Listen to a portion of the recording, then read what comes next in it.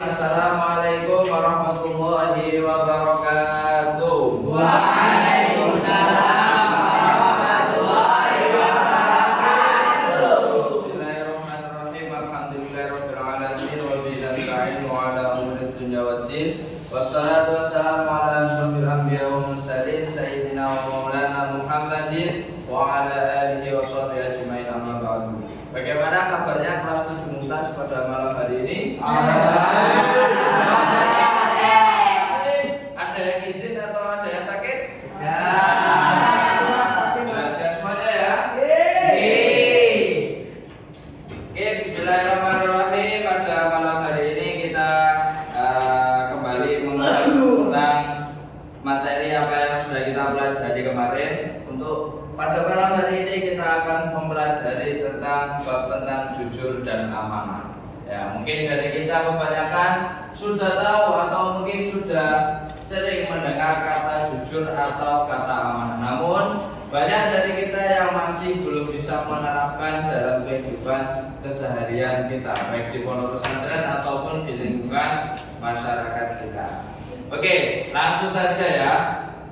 Sebelum kita mulai, marilah kita doa bersama-sama agar apa yang kita pelajari pada pertemuan kali ini menjadi ilmu yang barokah dan manfaat. Kita baca doa bersama-sama. Bismillahirrahmanirrahim.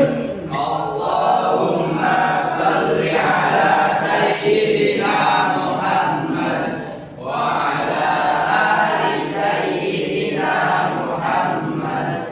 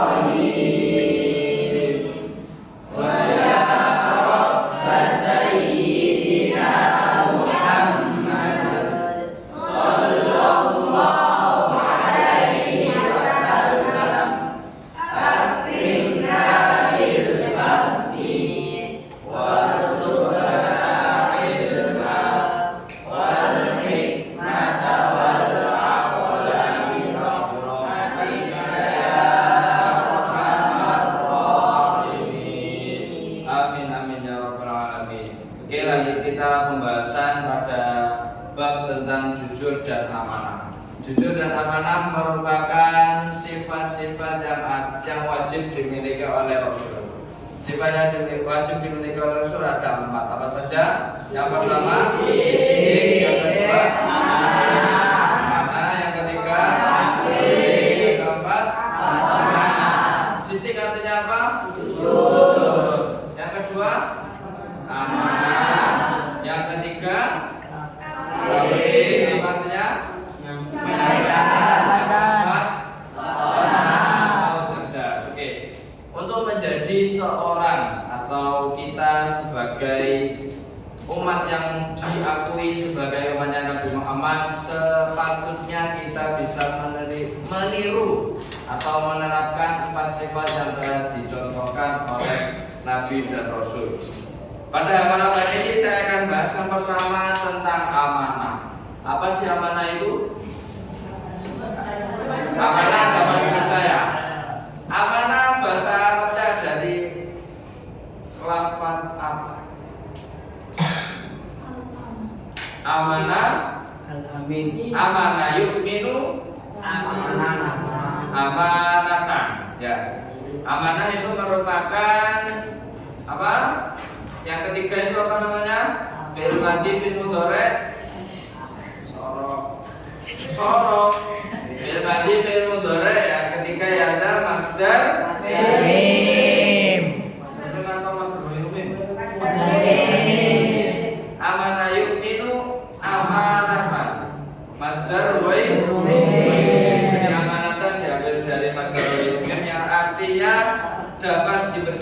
atau dapat menjaga sesuatu dengan aman. Ya.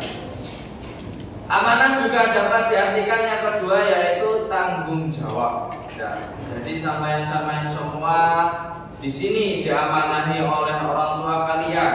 Sampean di sini tuh mendapatkan amanah yang sangat besar. Amanahnya apa? Sampean di sini disuruh mondok untuk belajar ilmu, untuk menghafal Al-Qur'an. Dari situ berarti sampean memiliki tanggung jawab. Ya. Tanggung jawab yang besar, yakni disuruh untuk belajar dan juga menghafal Al-Quran. Terus yang ketiga, amanah dapat diartikan juga adalah suatu kepercayaan. Ya. Jadi kepercayaan yang diberikan sampean. Ya. Sampean dipercaya oleh orang tua, sampean dipercaya, oh anakku ini insya Allah bisa menjadi insan yang lebih baik, menjadi pribadi muslim yang lebih baik daripada sebelum masuk pondok.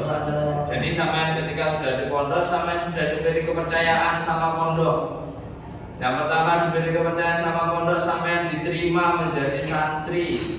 Sampean diterima menjadi santri, dikasih tempat, dikasih makan. Dengan harapan apa? Dengan harapan sampean bisa menjadi orang yang sukses. Oke. Yang kedua adalah bentuk-bentuk amanah. Amanah itu banyak sekali. Mungkin dari kita lebih sering mendengar bahwa amanah ditujukan kepada sesama manusia. Misal Mas Adam percaya dengan Mas Arya, itu amanah. Itu kan hanya dari manusia kepada manusia. Sebenarnya bentuk-bentuk amanah itu banyak sekali. Yang pertama amanah terhadap Allah Subhanahu wa taala. Artinya apa? Artinya kita dipertanggungjawabkan untuk menjaga atau menjalankan semua perintahnya dan menjauhi segala larangannya. Seperti halnya sholat, kita diberikan amanah oleh Allah Subhanahu wa taala untuk melaksanakan ibadah sholat. Seperti yang disabdakan dalam Quran surat Al-Anfal ayat 27 yang berbunyi, ya ayyuhalladzina amanu la takhunu-Allaha wa rasula wa takhunu amanatikum wa antum ta'lamun. Bahwa orang yang menjaga amanah dari Allah adalah orang yang benar-benar orang yang memiliki iman, ya, orang yang beriman. Janganlah mengkhianati Allah dan Rasul serta janganlah mengkhianati amanat yang diberikan kepada kalian. Yang kedua, amanat kepada diri sendiri. Jadi sampean juga memiliki amanah dari Allah terhadap Allah Subhanahu wa taala. Sampean juga memiliki amanah terhadap diri kalian sendiri. Yaitu bentuknya seperti apa? Seperti yang kita lihat seperti itu. Kita diberikan kaki, diberikan amanah kaki untuk apa? Untuk berjalan, untuk menuju tempat-tempat yang diridhoi oleh Allah, tempat-tempat yang baik.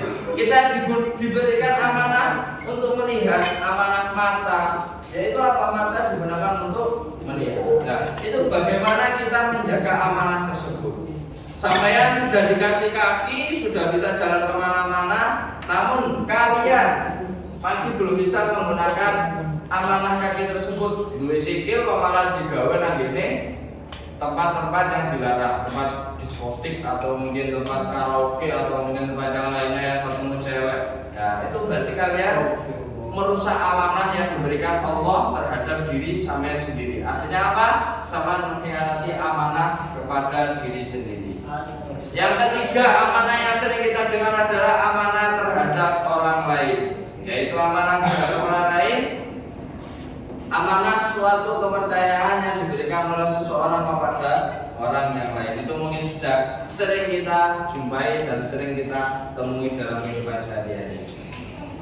Selanjutnya, menerapkan sikap amanah dalam sehari-hari. Memiliki sikap amanah dalam kehidupan sehari-hari itu memang penting, karena kita sebagai makhluk sosial, kita membutuhkan sesama manusia untuk saling memahami dan saling tolong-menolong. Bila ada kepercayaan dalam diri kita kepada seseorang atau kepada masyarakat, oleh karena itu kita mendapatkan amanah, dan amanah itu akan menimbulkan dampak positif. Artinya apa? Kita memiliki banyak teman, kita memiliki banyak relasi, kita memiliki teguh pendirian karena kita dipercaya sama orang lain. Selanjutnya hikmah amanah, yaitu satu, mudah mendapat kepercayaan. Yang kedua, terhindar dari keburukan dan fitnah. Yang keempat, mendapatkan perhatian dan apa itu istilahnya? Ya, perhatian dari orang lain. Yang keempat, hidup akan lebih tenang karena kita disukai dan dihormati oleh sesama manusia. Selanjutnya yaitu berperilaku jujur. Jujur itu apa sih jujur? Ada yang tahu definisi jujur? Mengungkapkan hal yang sebenarnya. Oke, ada lagi? Jujur? Tidak berbohong. Tidak berbohong.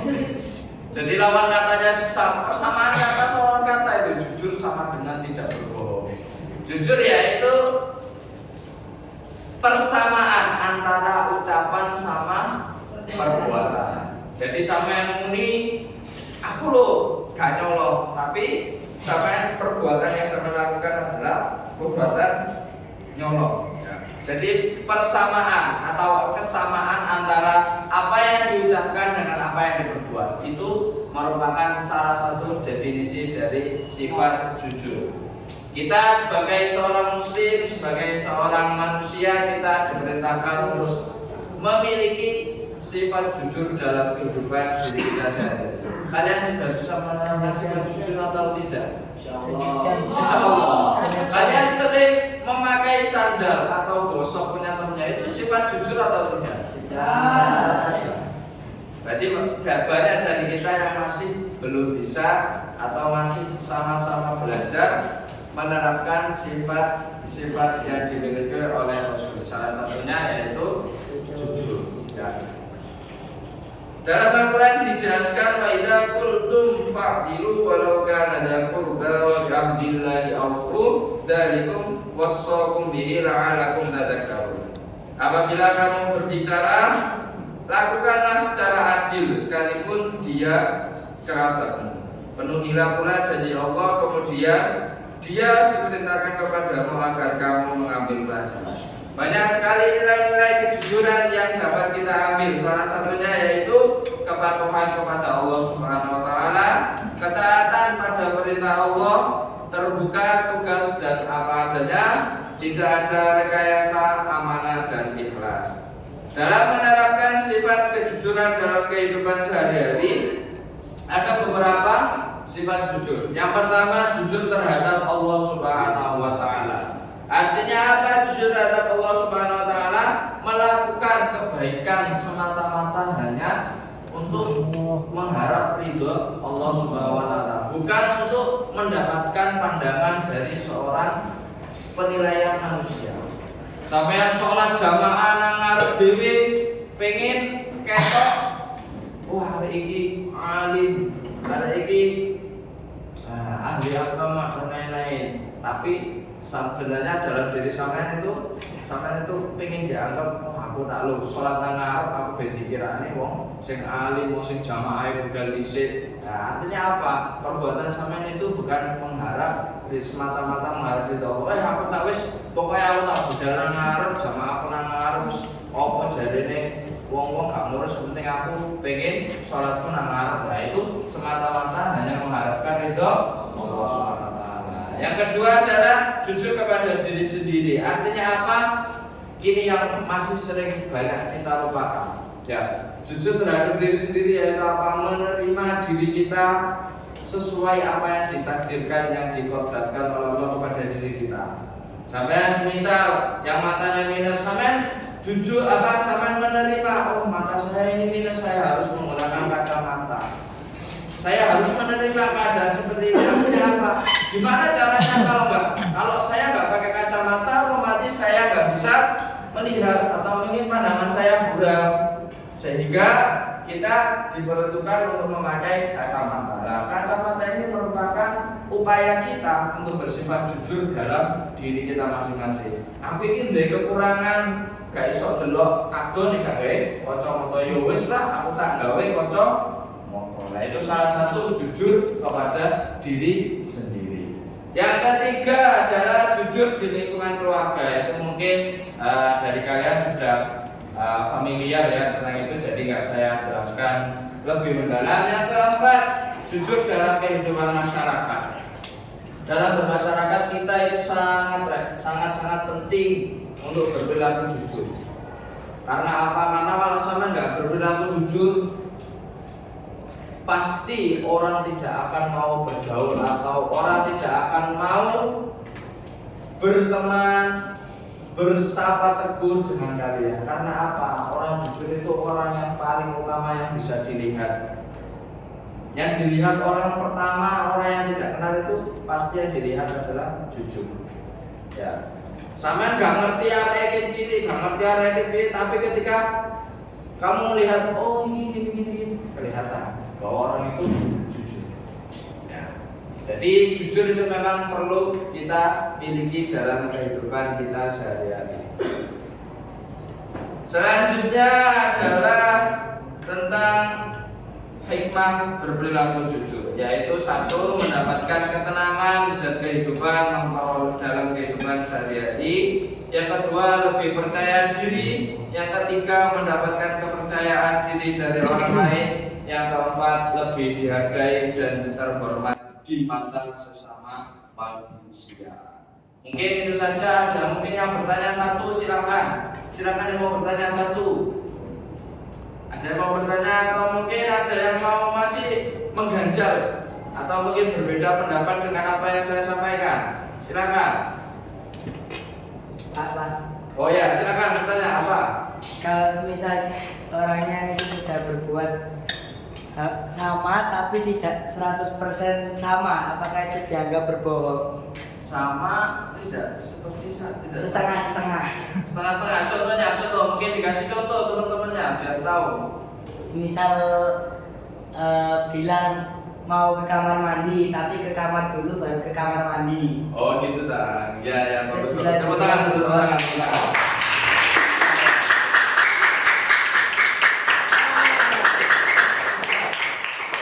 Ini curhat atau bertanya ini? Curhat jadi kelihatannya. Jadi ketika sampean misal izin sama gurunya, Ustaz izin ke kamar mandi, ternyata kalian pergi ke kamar dulu, habis itu baru kamar mandi. Benar, ke kamar mandi, tapi setengah-setengah. Ya, kalau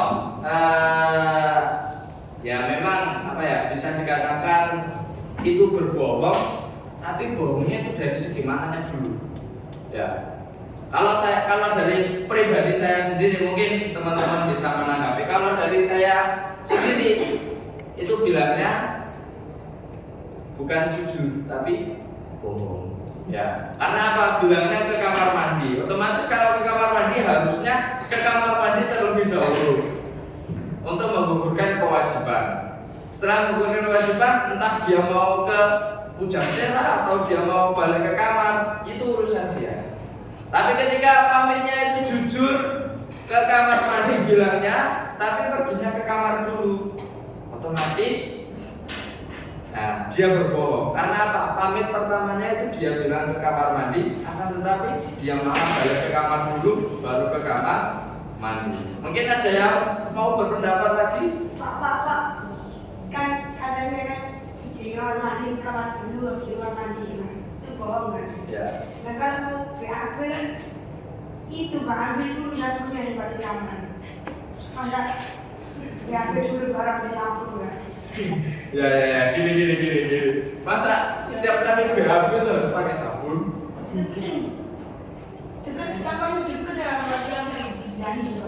Oh ya, kalau itu masih ditoleransi ya. Kalau itu masih ditoleransi, itu namanya ridon biridon, sama-sama meridoi ya. Guru sampean mengizinkan sampean pamit BAB dan sampean bilang, Pak nanti saya balik kamar dulu, mau ngambil sabun habis itu BAB, itu lebih baik seperti itu.